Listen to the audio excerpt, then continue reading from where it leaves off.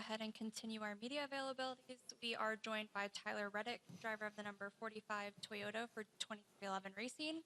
If you have a question for Tyler, please raise your hand and we'll get a mic to you. Start over here and we'll go to Lee. Dale McFadden, frontstretch.com. I got two questions for you, Tyler. So, nice hat. Thanks. So, Toyota only has a couple of wins here at Indianapolis on either format of the track. What's been the mood like among the Toyota teams about going out and getting win number 3 here?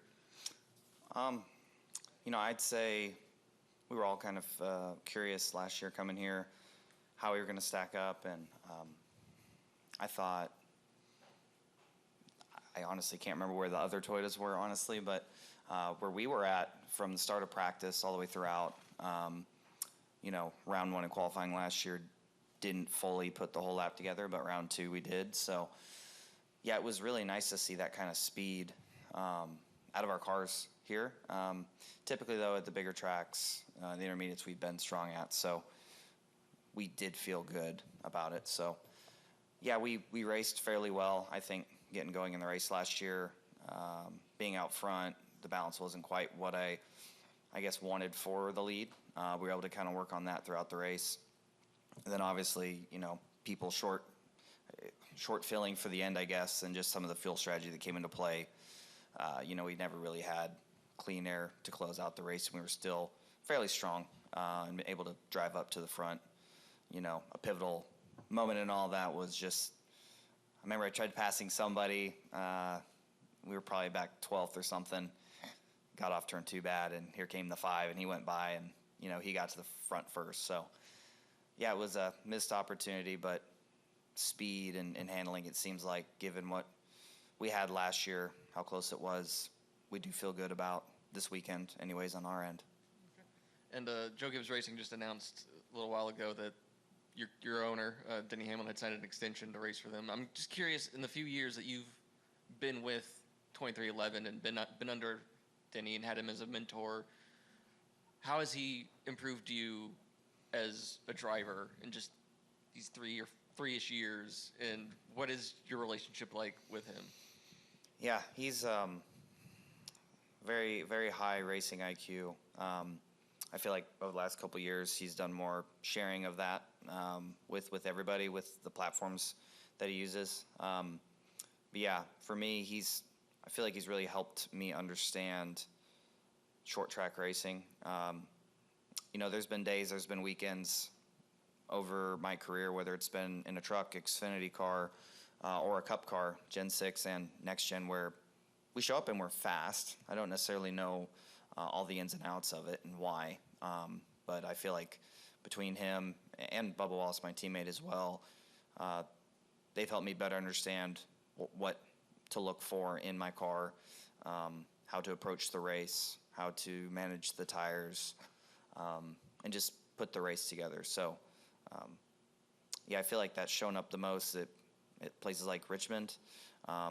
Martinsville, it seems like it's close. We're not quite there yet. Sometimes we can run good, but yeah, he's helped me become a more well-rounded driver. And, for me, I think back a couple years ago when I came over here, it was fun to work with him and Bubba and help them get better at road courses. And, we were just at Chicago, and Bubba was fast in practice. And, the last couple of years, Denny's been able to get win poles on road courses too. So it's been fun to share our strengths and work on the weaknesses together. I've enjoyed that about it. Lee? Lee Spencer, SiriusXM NASCAR Radio and CatchFence.com. What do you remember about your win here in 2022? And when you drive past the front of the Speedway and you see your poster up there, Yeah. what memories come back? It feels like it was 10 years ago, but it was only 3 years ago. It was a really fun weekend. That year we roll into a road course and we just kind of knew we were gonna haul the mail. We were gonna be fast, and being able to just have the speed that we did all weekend long was obviously a huge asset. Being able to through all the strategy plays that the other teams did and everything, still hold out and get the win was awesome. So, yeah, for me, this is a track that, unfortunately I've never been here to watch an Indy 500 growing up or Brickyard 400 growing up. When I was younger, we were always racing dirt somewhere else. But just a really prestigious place, and be able to get the job done, win, kiss the bricks. Yeah, probably one of my favorite victory lane moments that I've had for sure. We'll go to Cameron. Cameron Richardson, NASCAR.com. Tyler, on paper, the points would tell you, 5 races to go for the playoffs, so you guys are in a pretty great spot. But how much does getting that first win this year linger to get it before the playoffs? And if you're in a position on Sunday to take a big swing and get out front and take the lead and potentially win, is that something you're willing to take, or just willing to play the points game and just keep that gap pretty wide above the cut line? Yeah, I wish it was that simple, honestly. It feels like everybody out there is, if one half the field, if 6-7 cars are happy, the other 30 are going to be mixing it up regardless. So, yeah, I feel like to win this race, you kind of have to push the issues with the strategy. You got to be aggressive. I feel like that is something that we really haven't backed down from at all over the course of this year. Yeah, this is, we saw it play out that way last year. People being really aggressive on the last stop, not putting enough gas in, and, having to work our way through them. So I think whether you're going to score points or run good and win a race, the mentality has to be very, very similar, which is nice for us. If you want to score points, you got to run up front. If you want to win the race, you got to run up front. So I don't feel like it's that, I guess, complex on our end. We just kind of focus on being quick in practice, qualifying good, and whether, I don't even know if flipping stages is going to be something tomorrow or not, or Sunday. But, yeah, from the driver's seat, probably my crew chief standpoint, it'll be, I guess, somewhat straightforward. We'll go to Pat. Pat Jaggers, I'm running to your left, Tyler. Hey. Last year 1 of Iowa. This year 2, NASCAR has implemented and tried many new things over the last few years. When you think about going to a track for the first time, and then you go for year 2, how much changes once you kind of get your feet wet and you get settled in and you have experience at that track? How much of the preparation is different from year 1 to year 2 going to a place after you go for the first time? Yeah, when you go back for the second time, you have notes, you have a lot of information that you're able to go through, whether it's your own notes, your teammates' notes. We're able to look back on what worked, what didn't. I think, that race in particular, everyone was a bit concerned after practice with the tires seemingly failing. So, as we saw in the race, though, that was pretty much not an issue. So that is, notes been taken, right? When you go into that for the first time, you have that in practice. You're going to react to it. You're going to play it a little bit safe for the race. And we all kind of saw how it worked out. Those that didn't really back away from it had good speed all night. So I feel good about it. I thought we were really strong in practice when we were there last year. And, it was just the race played out in kind of a way where we would have stuck with what we were doing. I think we would have been up there at the front all night. How do you feel like the track evolved as the race went on last year with Iowa? Yeah, it was actually starting to do it in practice a little bit, where you start at the very bottom of the repaved corners, and drivers were working their way up to the top of the repaved areas. So I expect similar things to happen, a lot of moving around in the repaved portions of the corner. There were times and whatnot where you could kind of actually get up above it and make it work, but very specific scenarios had to play out. So, yeah, it's very tricky now. You're accelerating and slowing down on the old surface, and it does not have a lot of grip, and you kind of have to rifle it off in there into the corner and hope you get to the fresh asphalt every time. So it's pretty fun and exhilarating, honestly, when you go there and you're trying to get up to speed, just how out of control you feel, and you just feel like you're, free diving, I guess, or something like that every time you go into the corner, hoping you hit your marks. So I enjoyed last year's race for sure. We'll go in the back row on the left. Tyler, right here. You talked about the prestige of this track and his second year back on the oval. So why do you like and love racing at IMS here? I mean, I certainly, you know, I feel like I'm one of those that, yes, I loved racing the road course. That was a lot of fun. Obviously, the oval here, or, you know, the full circuit, whatever we want to call it. There's a lot of history tied to that. But I think for me, what makes this place special, Kyle even said it before, is just the history of this racetrack, for how long it's been here, all the big moments that have happened here. Yeah, for me, it's the history and what this place means to racing. We'll go in the middle and finish off with Dustin. Steven Stump, Frontstretch.com. Tyler, with 4 playoff spots left on points, only 5 races left in the regular season, and being the highest in points, do you feel like you're safe to make it, or is it just never a guarantee until you have officially clinched that spot?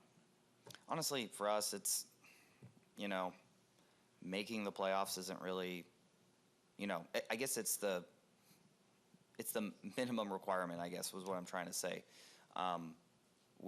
You know, this team, how the kind of performance we bring to the racetrack, whether it's our pit crew, whether it's our cars, or, you know, how we strategize and race. Like, for us, yeah, it's crazy to even think we're worried about just making the playoffs, considering what a kind of team I think we are. So, yeah, it's to be in the playoffs, you have to make it. I get that, but for us, it's more so about, okay, we're in it, great, but, you know, we need playoff points. We need to, you know, do all these things, and it just hasn't necessarily worked out to where we have them, like the cars that we're around in points.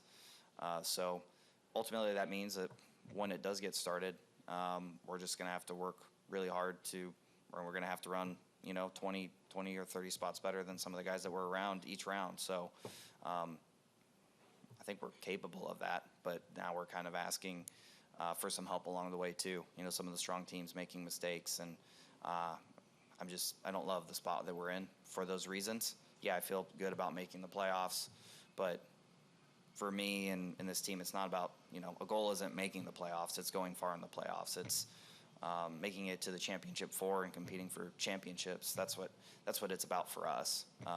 Making the playoffs isn't something that we have as a goal. It's almost a requirement. And what are your impressions of San Diego so far, and as a Californian, how important is it for NASCAR to be in that Southern California market?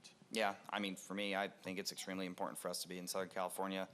I was obviously very partial and very much a huge fan of Fontana from the first time I ever went there to the first time I ever got to race it. I love that racetrack.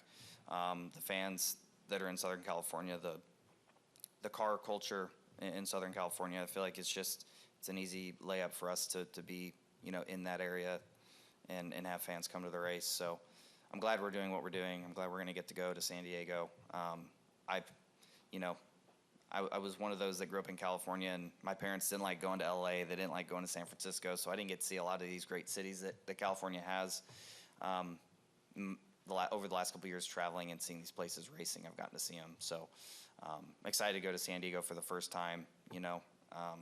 Excited to explore the city. You know, I'm from, like I said, from California, but I've never been there, so I'm excited to explore it and see what it's going to be about. Dustin?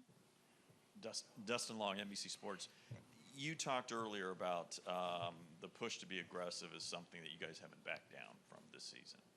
In talking about the season, what is the difference in terms of being aggressive and being overly aggressive with this sport? Obviously, we've seen where, you know, I know like a Pocono, James pitted Chase Briscoe way early, and they made it work, as you referenced. There were a lot of different pit strategies here last year. So when you talk about being aggressive, what are you referencing, and what does that mean, and where is the line in being overly aggressive?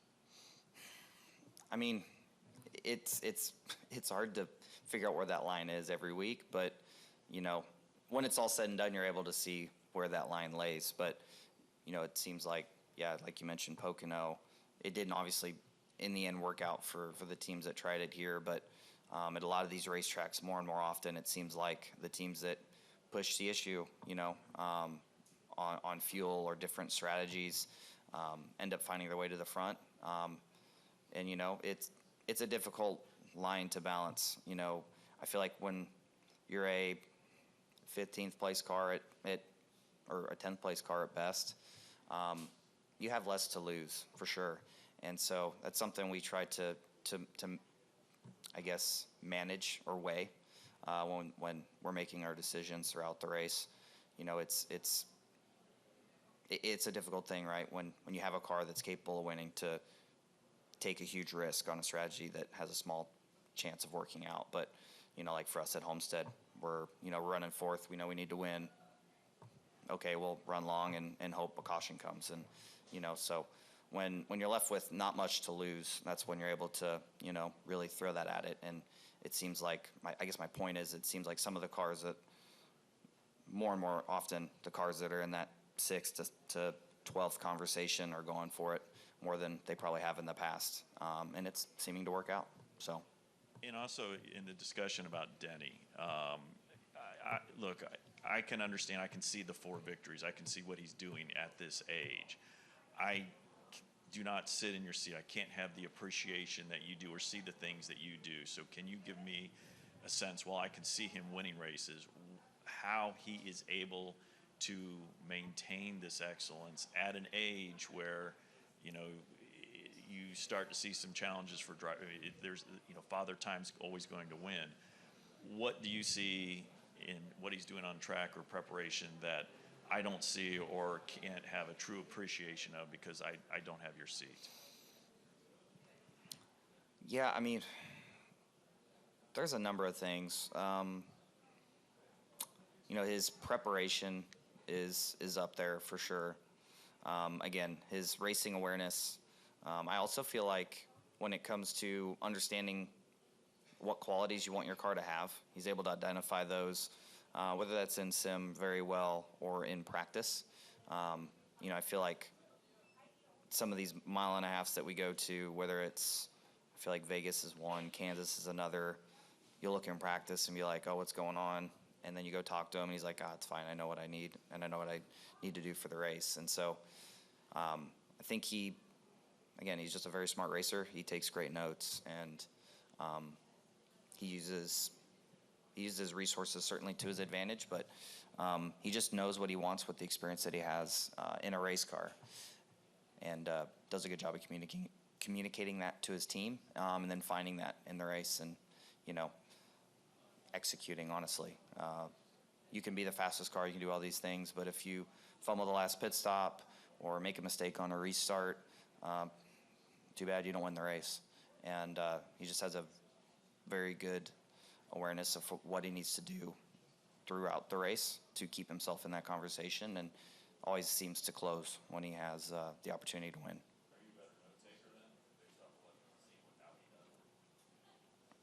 Notes is very important. Keeping track of the experiences that happen is invaluable. If you come here and get thrown for a loop, or like last year's race, how we lost it, obviously my brain is going to have a hard time forgetting how I lost the race last year here, but obviously taking notes and, putting it to good detail of what you learned is beneficial. It just helps you start at a better spot when you come back. Final question from Kelly. Kelly Crandall, Racer.com. Tyler, going back to what you were talking about with your approach to the playoffs and the expectations there, the fact that how we look at 23XI as one of the top organizations in the Cup Series at this point, to not have a car that's won a race this year, is that unacceptable, or what is the internal conversations on kind of how this season has played out with not having that success? Yeah,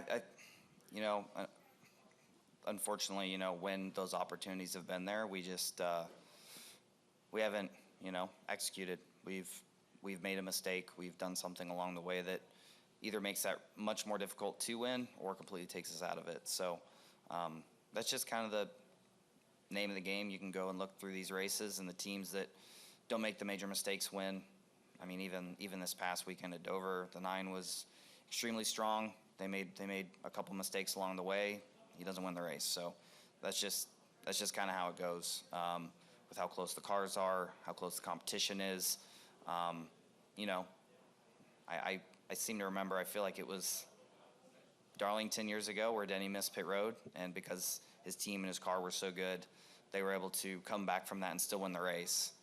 In this day and age of stock car racing, because of how close everything is, those mistakes hurt you so much more. So it's just extremely important to, you know, go out there, do your job, execute. I know it's a hard thing, right? If you tell yourself not to make mistakes, you're going to be thinking about mistakes. But that's what you got to do. You got to be able to lock in and in those critical moments perform. Thanks, Tyler. Thank you, guys.